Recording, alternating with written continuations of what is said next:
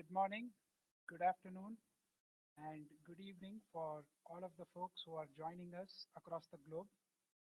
Welcome to SAFETEMBER, the Process Safety webinar series organized by KPAR. Before we start out, there are some reference materials in the handout section. So please click on the left-hand side and you can click on the download icon. And all of our sessions are going to have handouts, so please avail of these handouts. There are questions and chats on the left, so you can post your questions by clicking on the questions icon on your left-hand side. All of the questions will be answered at the end of the session, and all unanswered questions will be answered post-session. You can chat with us on any technical troubleshooting, and we shall get back to you shortly. These webinar series are for education purposes only and do not replace independent professional judgment. The user accepts any legal liability or responsibility whatsoever for the consequences of its use or misuse.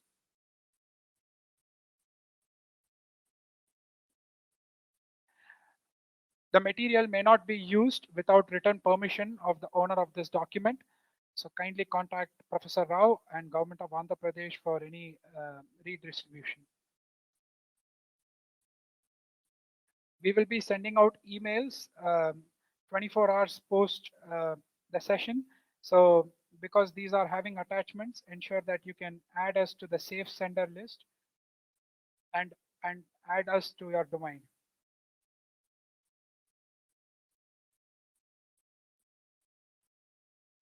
SAFETEMBER is a process safety webinar series with a vision to improve the process safety performance of the chemical process industry in India.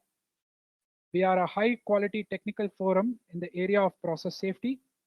We are going to go beyond regulatory compliance and provide users with tips, tricks, and techniques and knowledge to improve the process safety performance of their facility. We bring this by bringing together process safety and risk management professionals across the industry. And we would, if you are a subject matter expert and if you would like to share your technical expertise, kindly contact us and we will be able to help you. We would like to thank our industry partners, Chemexcel, and media partner Chemical Industry Digest.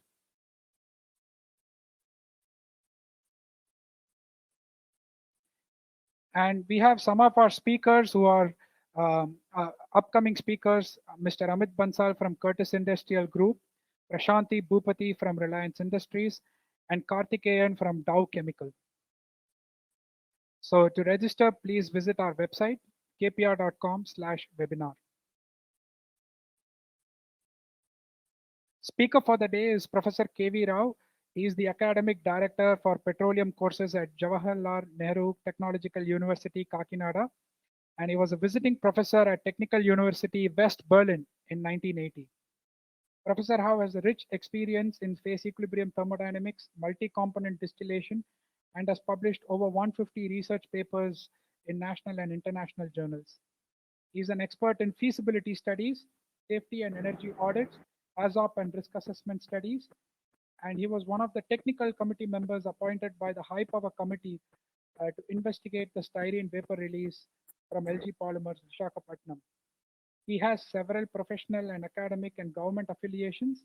A few of them are fellow at the Institute of Engineers India Limited, a life member of Indian Society for Technical Education and Indian Institute of Chemical Engineers. With that, we would like to welcome Professor Rao and to speak about his session. Thank you, Rahul Raman, for a nice introduction.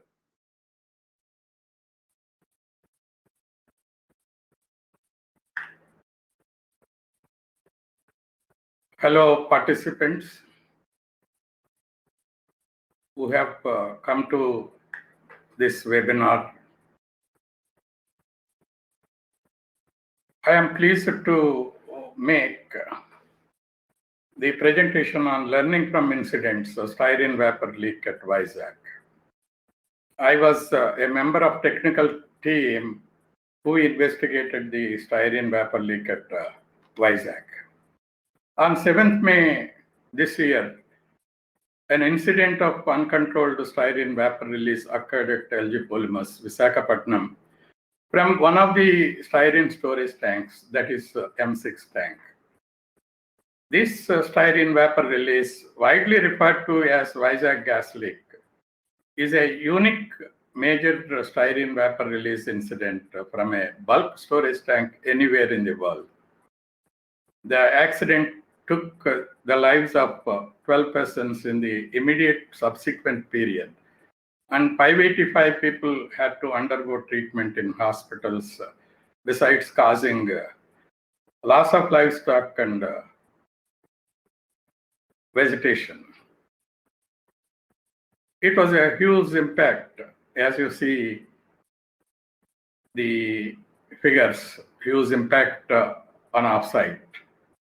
Nearly 20,000 people from 17,000 houses of RRV Puram and the nearby villages were evacuated, and arrangements were made at 23 rehabilitation centers maintained by Greater Visakhapatnam Municipality Corporation, as well as the Simhachalam temple authorities.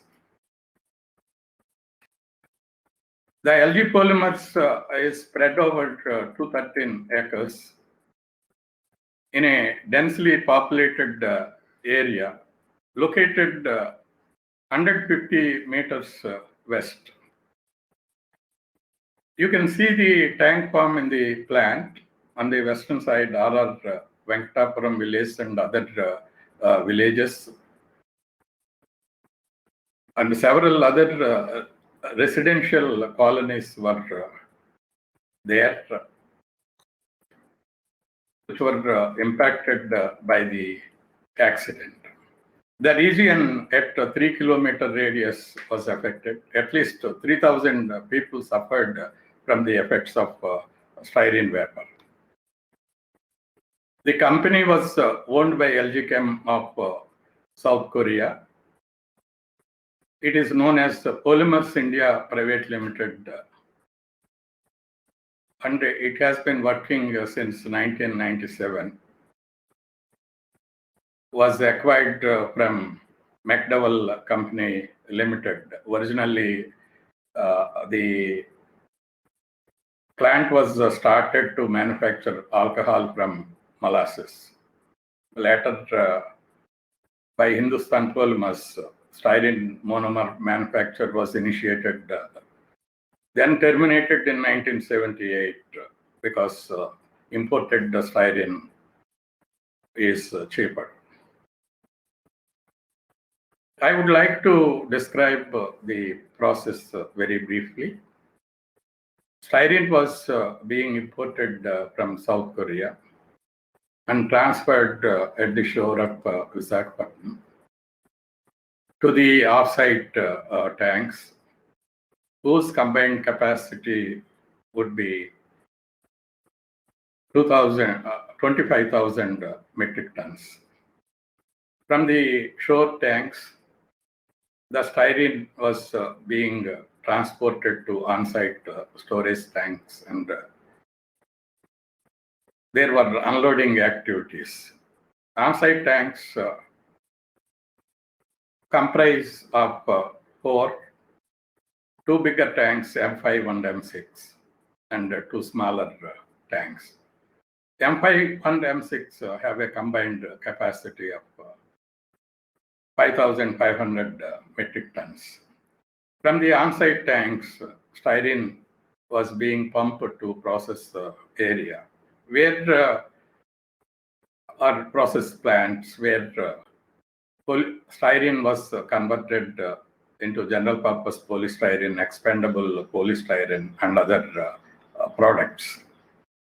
Here I am showing you a schematic diagram of a styrene handling plant, how the layout has been. The storage tanks M5 and M6 were provided with recirculation pumps and also dedicated refrigeration unit that is standalone. The road truck tankers were coming and unloading through unloading pumps to the SM tank. From the tanks, the styrene is being transferred to the plant through various transfer pumps. Standby facilities were there. It is interesting that the vapor release occurred through two vents. One 8-inch pit hatch and 2-inch flame arrestor. Both were used as vents. The maximum allowable working pressure is 0.1 bar, and the tank was designed to API 650 specifications. The styrene monomer is classified as moderately hazardous. When you look at the NFPA rating, it has 2 for toxicity, 3 for flammability, and 2 for reactivity. It is having a flash point of 31 degrees centigrade and immediately dangerous to life and health is at 700 ppm. The lower and upper explosive limits are of interest to design the fire safety systems for controlling the fires or preventing the fires. Lower explosive limit happen to be 9,000 ppm. High vapor concentrations of styrene cause dizziness, drunkenness, and anesthesia. It also affects nervous system and liver. Styrene has been involved in several industrial explosions caused by violent exothermic polymerization reactions reported in literature. The explosions, reactor explosions, have become common in styrene processing. At least 10 accidents were reported in the last 10 years. The presence of an inhibitor lessens the hazard but does not eliminate the possibility of unwanted polymerization.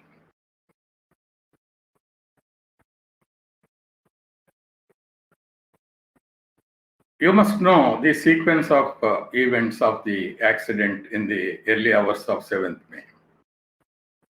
At 2:31 a.m., no styrene vapor release captured in the CCTV, as you see in the figure. It was serene and peaceful. And the M6 tank was having at that time 1,847 metric tons.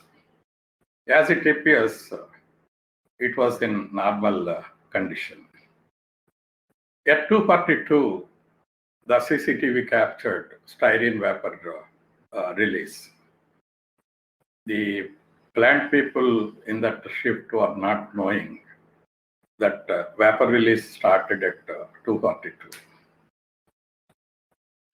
So after 11 minutes, the area was full of styrene vapor. There was styrene vapor cloud formation drifting to the residential area side. At 2:54 a.m., plant people came to know the release by gas detector alarm. It was noticed in the display of DCS. There was 12 minutes time gap between the release at the top of the tank and the buzzing of gas alarm at the control room. The gas detectors were placed on the tank at 300 mm from the ground level. It had taken time for the styrene vapor to reach the gas detectors. Further, the gas detectors were not sensitive enough to detect the gas immediately, as the gas detector alarm was tuned for 2200 ppm, that is 20% of the LFL value. Understandingly, the setting was as a safety measure for the fires and explosions. Thus, 12 minutes, golden minutes were lost for rescue operations. Government of Andhra Pradesh on 8th May appointed or constituted a high-powered committee to investigate into the incident and submit a report.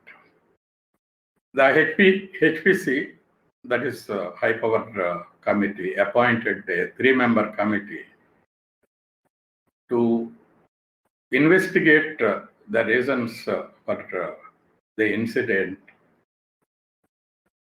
and submit a technical report. We have adopted a methodology being in the technical team.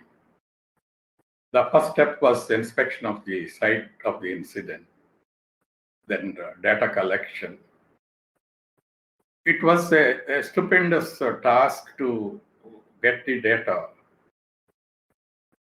get the actual data from a company which was not willing to share. Finally, somehow we could get by sending several questionnaires and with a couple of meetings.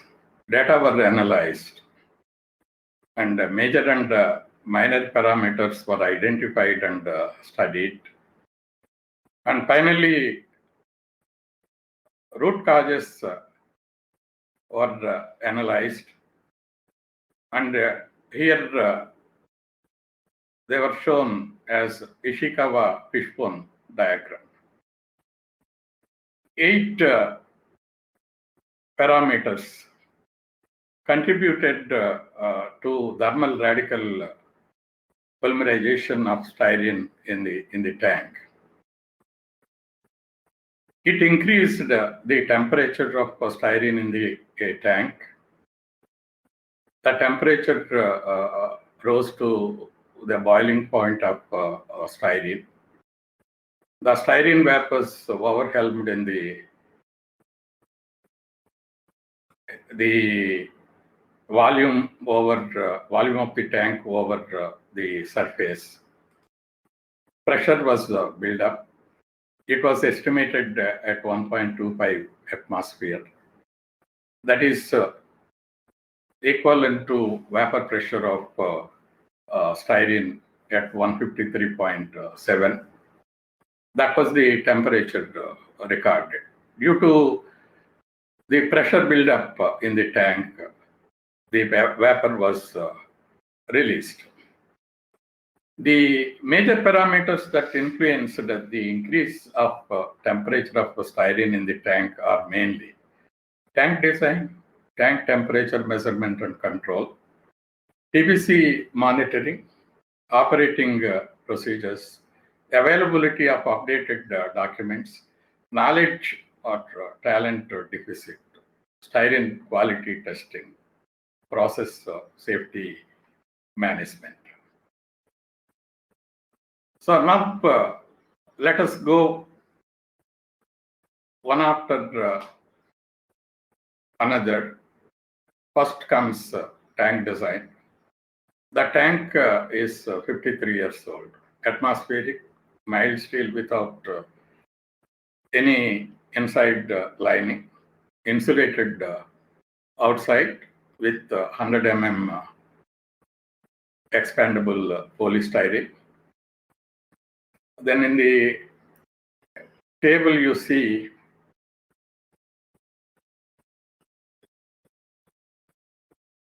the details of the tank size and the tank capacity.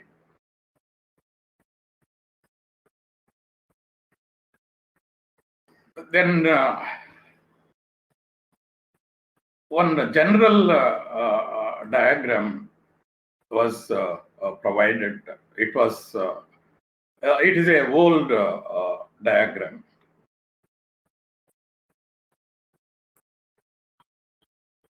The tank has 17 nozzles that include flame arrestor and dip hatch that were used as vents. And the roof of the tank was conical on an inside structure that could have promoted stalactites, the polymerized formation of polymerized lumps. The tank was provided with a recirculatory cooling system. Surprisingly, we came to know about the change of design in the suction and discharge of recirculation system attached to the tank. Originally, the tank connections were good. It was having a swing pipe with a float on the suction side. The discharge was at the bottom to eliminate any static electricity generation. Then this internal arrangement was modified as shown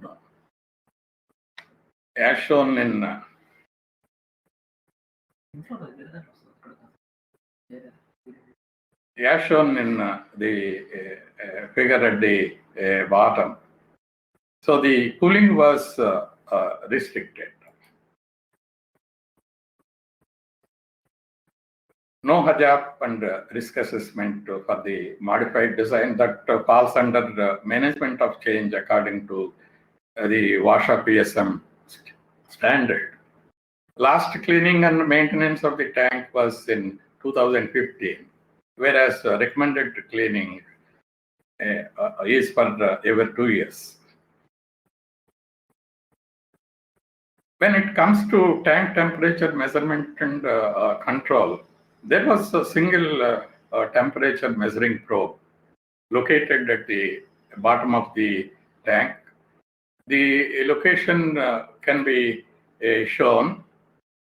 The temperature probe was at the N14.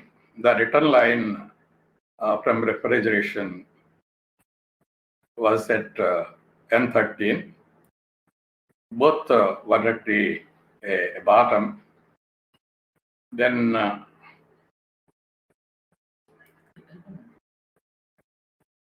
the temperature measurement is restricted to the bottom zone because of the modification.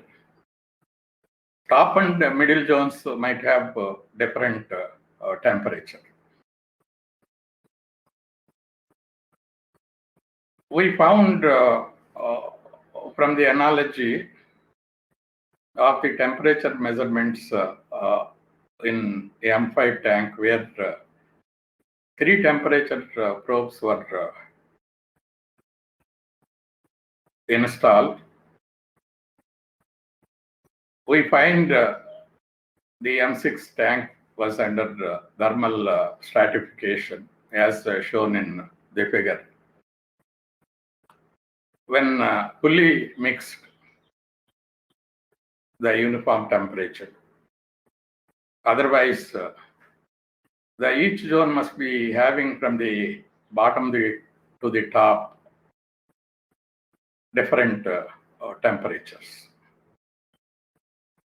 Those higher temperatures may tend to cause thermal polymerization.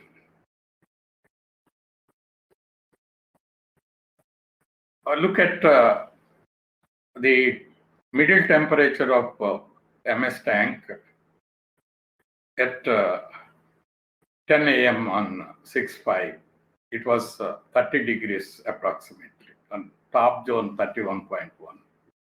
And at the bottom of the tank, 10 degrees centigrade. Unfortunately, the M6 tank temperature was being measured and recorded at 17 degrees centigrade, continuously more or less. And the middle and top zones temperatures were not measured. There is no provision. So LG polymers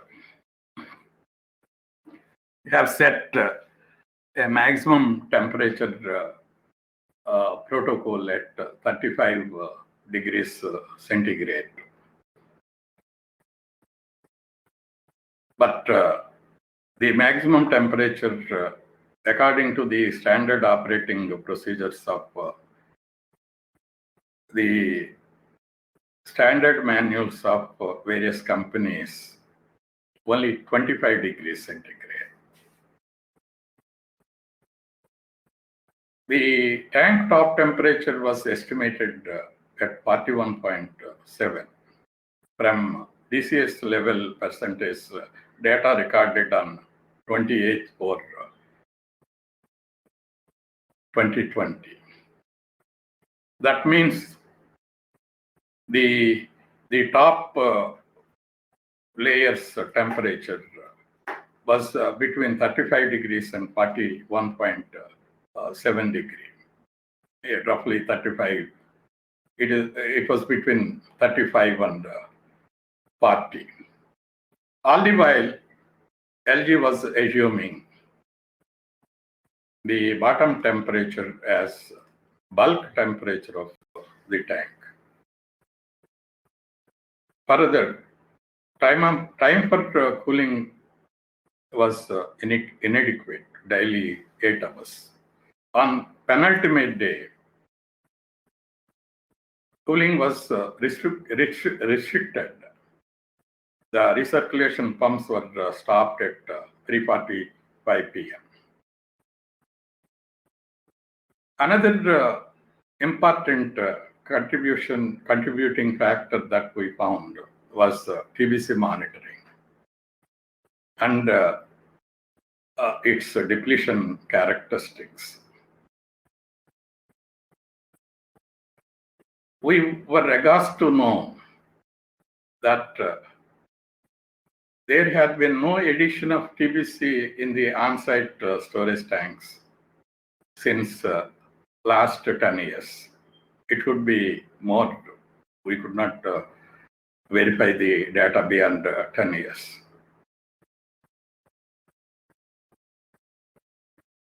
There was no stock of TBC with the company.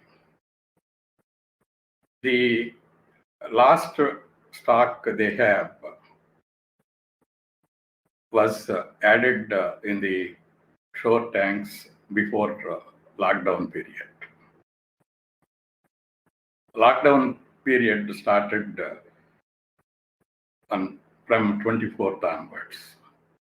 29th April, they got permission to operate the plant with the minimum number of personnel, that too only overseeing the storage and handling plant. When there was thermal stratification,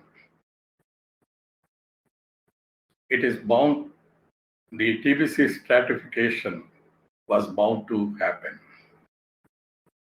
because of inefficient mixing with modified design. The figures clearly depicts when there was increasing temperature from bottom to top, the inhibitor concentration was measured at the top and was increasing at the bottom. At the bottom also, the liquid was being tested, styrene was being tested. When you observe the table,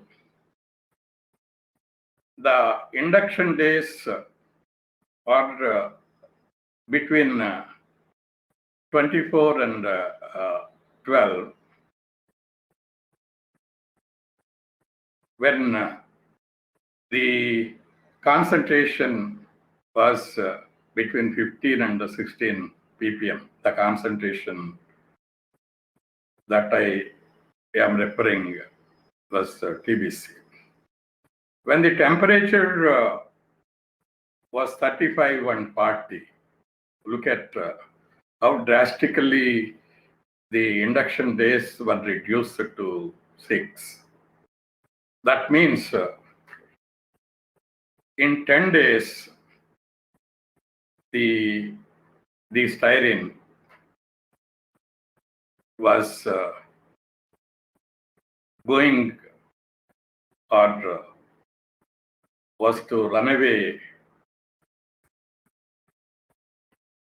thermal reaction.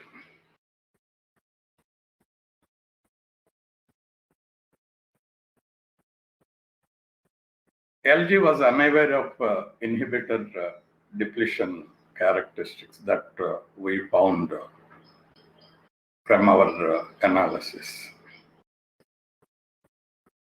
The figure shows the depletion characteristics of the TBC. On storage, the TBC was depleting. See, it was crossing 4 ppm. From 10, it was crossing and it was reaching 4 ppm after approximately about 7 weeks. The diagram is made for room temperature 19 degrees. Participants, you may remember that the temperature of the tank at the top was between 35 and 40.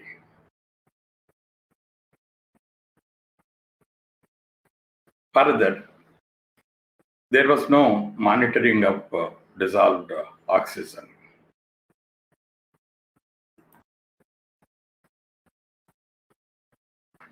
There is a profound effect of dissolved oxygen coupled with PVC concentration and temperature.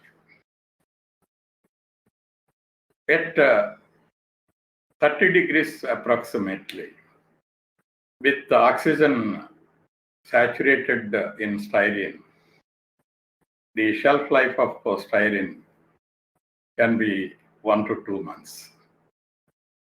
If the oxygen is reduced at the same concentration of TBC, 12 to 15 ppm, the shelf life could be 4 to 5 days. At a higher concentration of TBC at the same temperature, the shelf life could be 3 to 4 months. When the temperature is lower as 15.6 degrees centigrade, and the concentration of TBC is between 50 and 75. evidently the styrene shelf life could be increased to more than 1 year.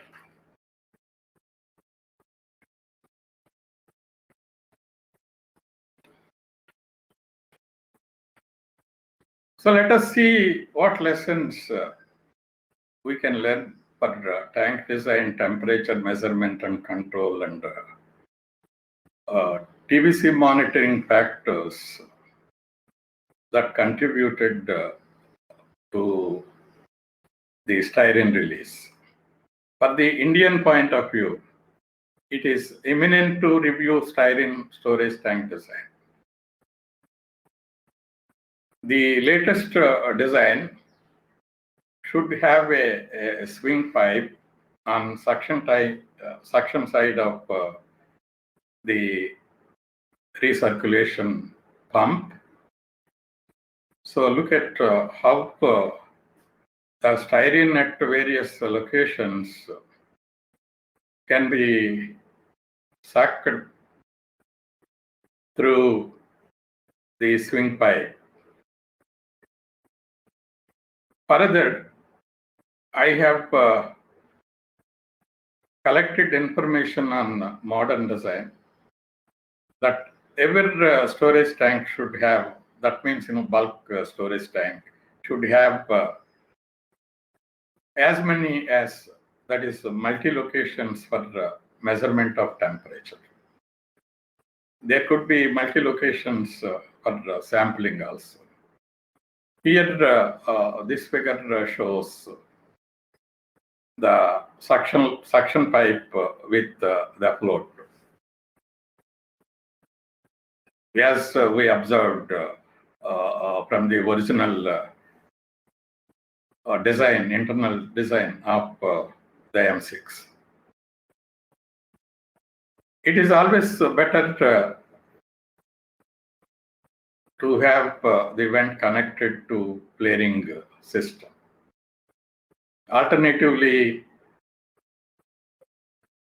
it can be connected to refrigerated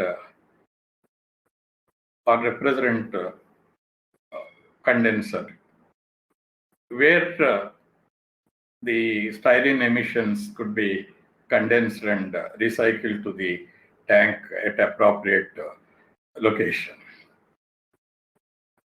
The tank should have effective cooling systems with backup cooling with a maximum temperature of 25 degrees centigrade.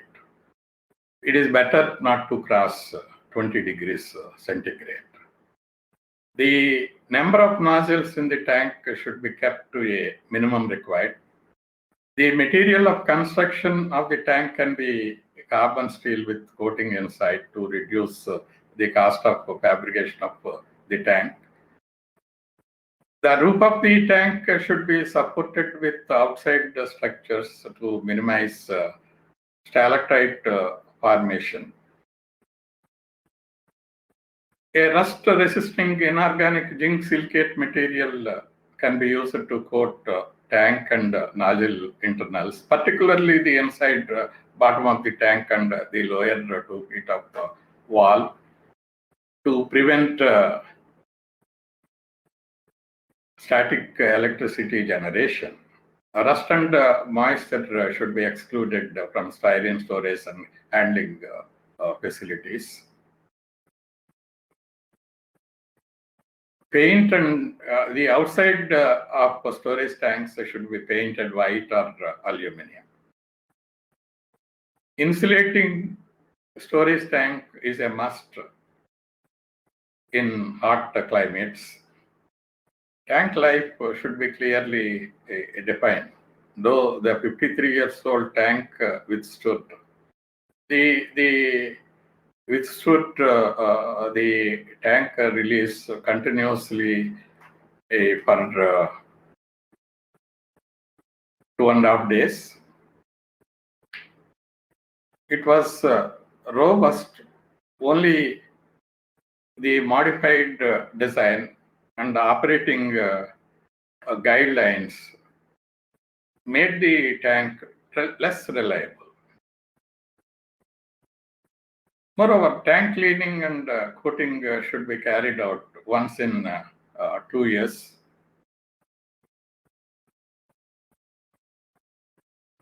Then the operating procedures had become one of the major contributing factors to the incident. LG has a maximum limit for polymer content. Initially, they said 1000 ppm in May. Later in June, when we insisted, they have changed to 500 ppm. Still, we do not know exactly the guideline they have. The standard operating procedures are not updated to suit lockdown period. No daily sampling of styrene. Once in 4 days or once in 3 days. Log sheets and log books do not have the details of activities carried out. Maximum temperature limit for styrene in the tank was at 35 degrees centigrade.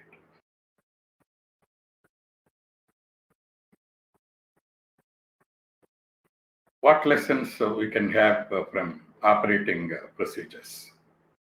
Standard operating conditions with upper and lower limits of each parameter need to be carefully reviewed. High critical standard operating procedures to be in place if high polymer content is observed. Had they taken a remedial measure after observing 250 ppm of polymer content on 24th, this incident could have been averted. Understandable, usable, clear and concise logbook entries are good practice as part of operation discipline. Sampling frequency to be increased when process is dormant, whether it is pandemic, turnaround, long business cycles. Procedures are to be reviewed and updated if necessary after a management change. Availability of document was critical. The documentation was inaccessible. Procedures and manuals were not available during the time of the investigation. Curiously, tank drawings do not show internal arrangements. There was no validation of refrigeration system except the details submitted by the supplier. There was a paucity of basic process safety information. In fact, process safety information is the foundation for a process safety management program. Then, to our dismay, there was knowledge or talent deficit. Operators could not identify the nozzles of the tank.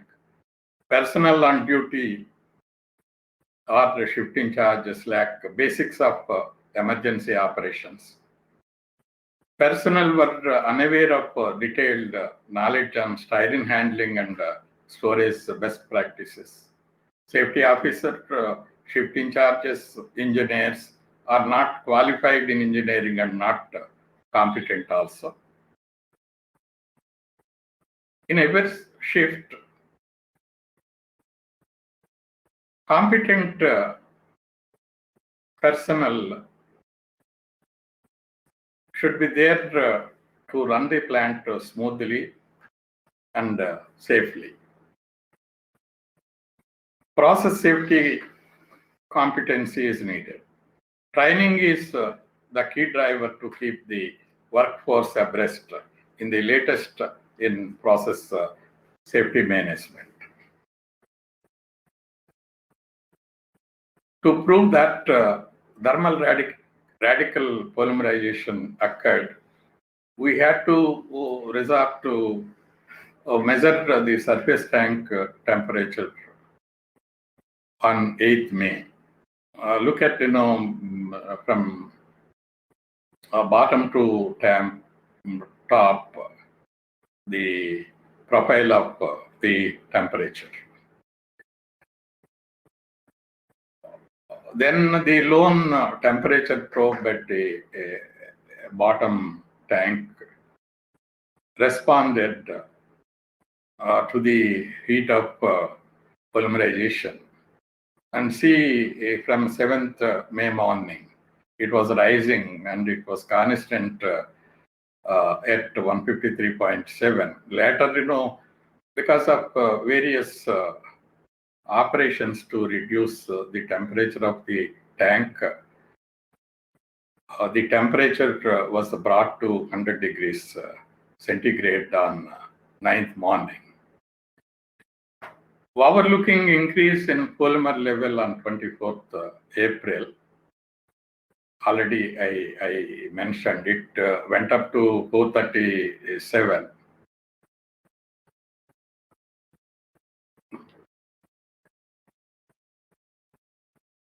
We find that the top layer of the tank was condensed styrene without TBC.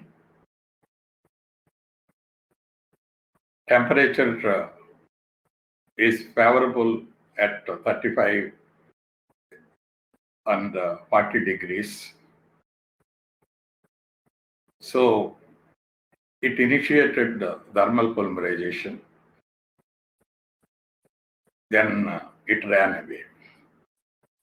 The runaway polymerization reaction started at about 34 degrees centigrade, according to Harold Fisher, who made simulations using Hugh family kinetic model that is valid between 100 degrees centigrade to 200 degrees centigrade under adiabatic conditions.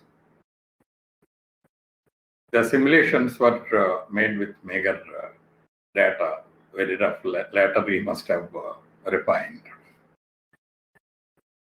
In the present case, the thermal polymerization was not adiabatic. It was non-adiabatic because the heat of polymerization balanced the latent heat of styrene vapor released through two vents. Even styrene quality testing was one of the parameters contributed to the havoc. Collection of representative sample was not ensured. Only one sample from the bottom of the tank was tested. Finally, we have the contributing factor, that is process safety management framework. No process safety management system was followed by LG Polymers. According to CCPS, a disciplined framework for managing the integrity of hazardous operating systems and processes by applying good design principles of engineering and operating practices. No HAZOP and risk assessment studies before installation of storage tanks. We felt that LG was under the impression that the storage tanks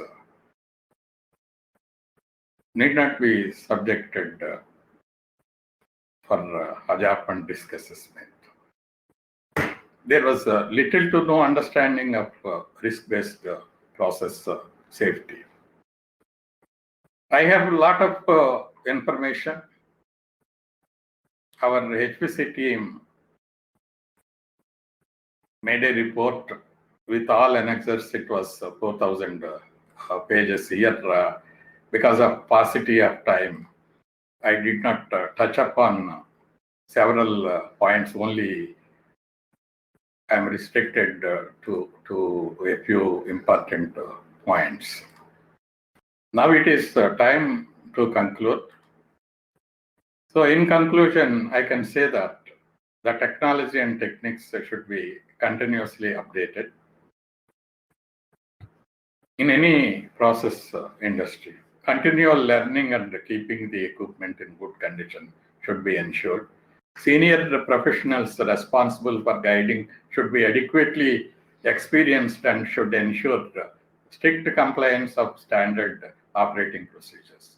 The operating personnel should be trained in on-site, off-site emergency response plans and procedures to handle emergencies for toxic chemical release along with fires and explosions.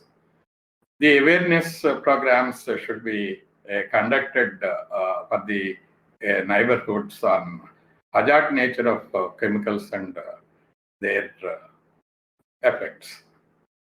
Process safety management system, a systematic, comprehensive approach with 20 elements of risk-based process safety should be implemented in total.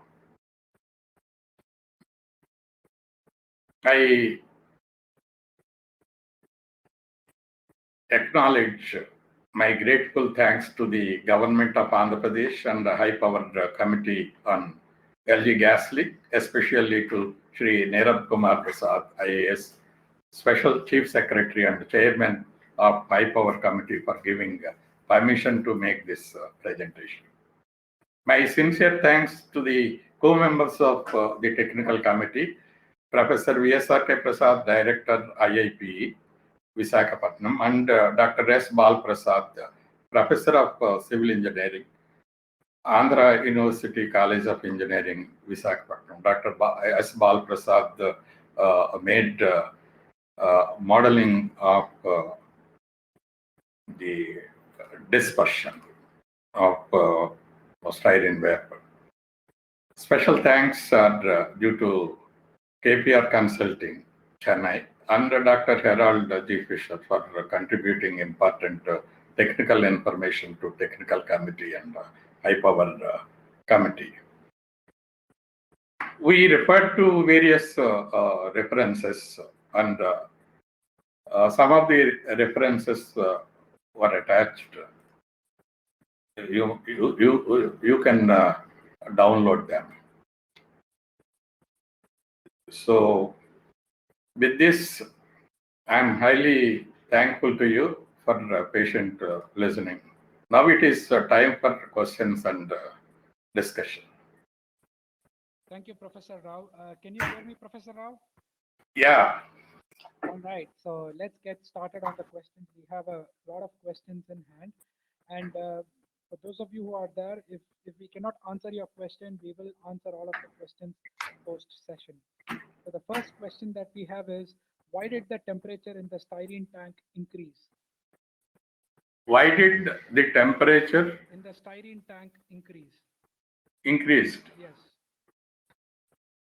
There was thermal stratification, and at high temperatures, due to thermal radical polymerization of styrene, the temperature increased, as evidenced by the high polymer content of the styrene. Yes. So yes, styrene can autopolymerize, and autopolymerization will lead to increase in temperature and pressure.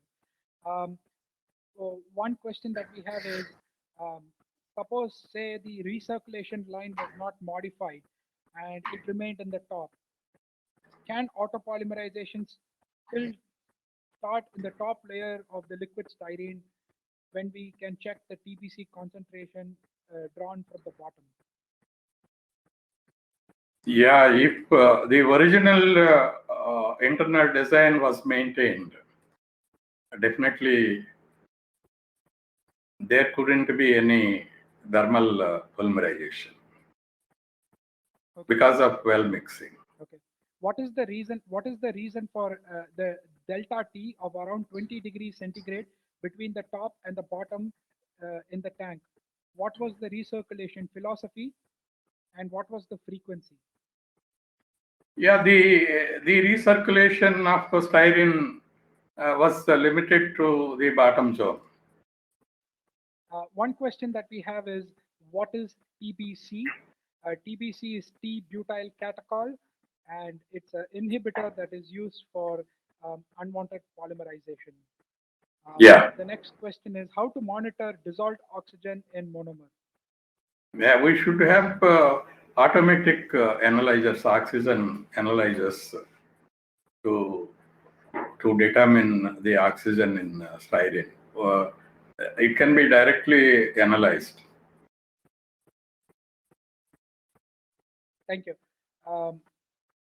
Why is daily sampling required? Yeah, in the hot climates, the uniform TBC concentration cannot be assured. So any high polymer content is indication of thermal radical polymerization in the tank. Okay. So another way of also looking at it is, this would be kind of a high consequence events. You know, we had about 12 fatalities. This would typically, I mean, depending on the risk matrix that you would have, that's going to be like 10 to the power -6 or 10 to the power -7. You would require significant risk reduction factors. And one of the ways you can do it is, you can increase your sampling frequency to kind of get some more additional credit. So that's kind of one way of looking at it. Yeah, one way of increasing reliability. The other question that we have is, what are some analytical methods to measure the polymer content? I don't know, because I'm not an expert in analysis. The next question is, PSM is not mandatory in India. Why can't this be brought as a regulation? Under which rule act HAZOP is mandatory with reference of notification, sir, in India? Yeah, in India, HAZOP is a mandatory, but somehow the management skips the HAZOP studies for storage tanks. So I used to do HAZOP for several plants. So HAZOP is compulsory. the next question would be, what will the scenario be if an explosion had occurred instead of the release of vapors? What consequence can we expect in explosion scenario? It was a bigger catastrophic accident. Yes. So, sorry, go ahead, Professor. Yeah, it would have resulted more deaths, and the whole tank exploding means, the plant personnel also could be having the risk. Yes. Now everything was offsite. So Professor, Impact. It's actually time. It's 3 o'clock. But I would definitely like to thank you for your time and contribution. I think the presentation was wonderful. We have so many questions that are unanswered. So for those of you who are joining us, thank you for also your time. And Professor Rao will attend to all of your questions. And have a wonderful day and stay safe. Thank you. Thank you, Raman. Yeah. Have a good day, sir. Bye. You too.